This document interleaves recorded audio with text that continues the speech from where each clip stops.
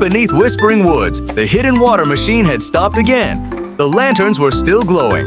The bamboo pipes were still in place. The water wheel was still turning, but the water itself was disappearing. Without that water, the repaired bridge would weaken. The village paths would flood, and the tiny animals near the tree roots would lose their homes. Minimax had repaired the broken gear once before, but this time, the problem was not inside the machine. Something upstream was blocking the water, and the only path to it crossed the place marked on the old map. Do not enter.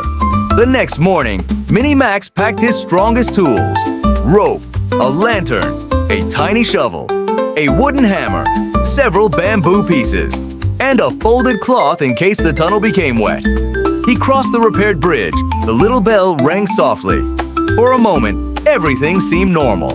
Then Minimax noticed the stream. It was lower than before. Flat stones that had been underwater were now visible. Minimax touched the damp stones. The water flow is weak. Minimax, it's dangerous. Hurry, we must go. Quick, before it gets worse. Let's go. The current was weak. He walked to the ancient tree root and brushed away the moss. The hidden door began to glow. It opened slowly. Minimax lifted his lantern and stepped inside. The underground tunnel looked different in daylight. Golden light reflected across the roots. Small water channels ran beside the path, but the flow was slow. Minimax entered the room with the hidden water machine. The small water wheel still turned, but only slowly. The cracked gear he had repaired was holding. No leaks, no broken pipes, no blockage inside the machine. Minimax opened the old notebook. Near the back was a faded drawing of the water mill. A long channel ran from the machine toward the forbidden part of the woods. At the end of the channel was a large stone gate. Beside it were 4 words: "Keep the passage clear." At the back of the room, Minimax found a narrow wooden doorway. He had seen it before, but he had never opened it. He pushed the door slowly. Cold air moved through the gap. Behind it was a darker tunnel. No golden lanterns, no signs. Only a narrow water channel in the middle. Minimax stepped inside carefully. The floor was slippery. Tree roots twisted above him. Drops of water fell from the ceiling. Then he heard a deep wooden creak. The tunnel turned sharply. Beyond the corner stood an enormous wooden wheel built into the wall. It was much larger than the small water wheel, but it was completely still. Roots, stones, branches, and wet leaves were trapped around it. The forest stream was blocked. Minimax placed his lantern on a flat stone and started clearing debris. He removed leaves, pushed away sticks, and moved loose stones aside. But the largest branch was trapped beneath the wheel. Minimax pulled it with both hands. It did not move. So he tied one end of a rope around the branch and the other around a thick root. Then he used a wooden stick as a lever. The rope tightened. The branch shifted. Then cracked. Suddenly, the giant wheel moved. Water rushed through the channel. Minimax jumped back. His lantern almost fell into the water. He grabbed it just in time. The wheel moved once, then stopped again.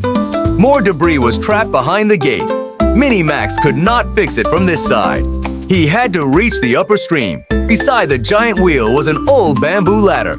Several steps were broken. Minimax tied a rope around his waist and attached it to a strong root. Then he climbed. Halfway up, one step snapped. Minimax slipped. The rope caught him above the water channel. He grabbed a root, pulled himself back, and continued climbing. At the top, the tunnel opened into a hidden chamber. A narrow stream flowed from a crack in the stone wall. But a pile of branches, mud, stones, and leaves blocked the passage. The blockage was too large to move by hand.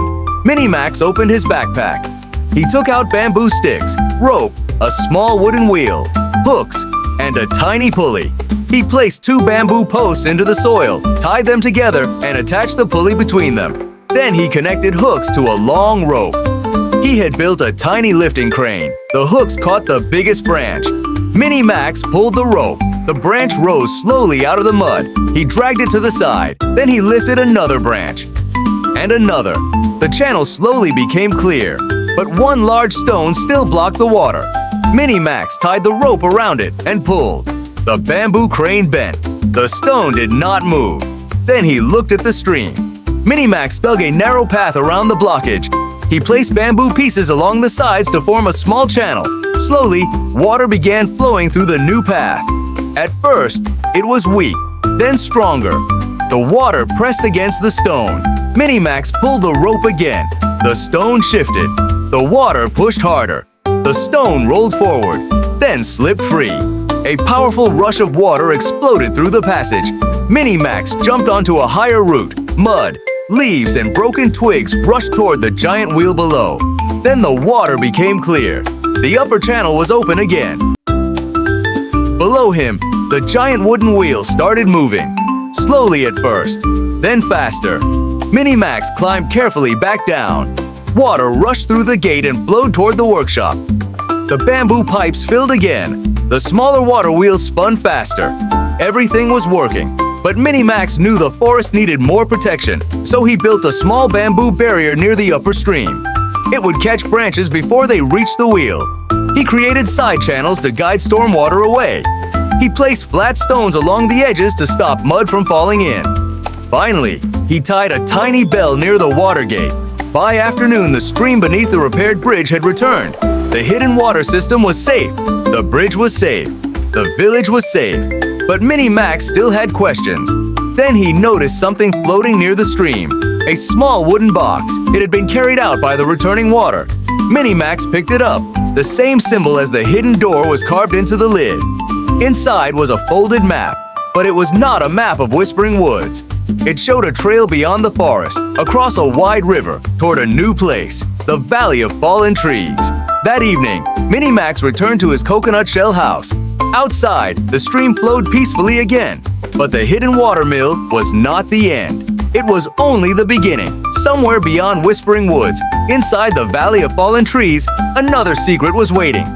What should Minimax build to reach the Valley of Fallen Trees? A tiny bamboo boat? A rope bridge? Or something completely different? Write your idea in the comments and subscribe to join Minimax on his next adventure.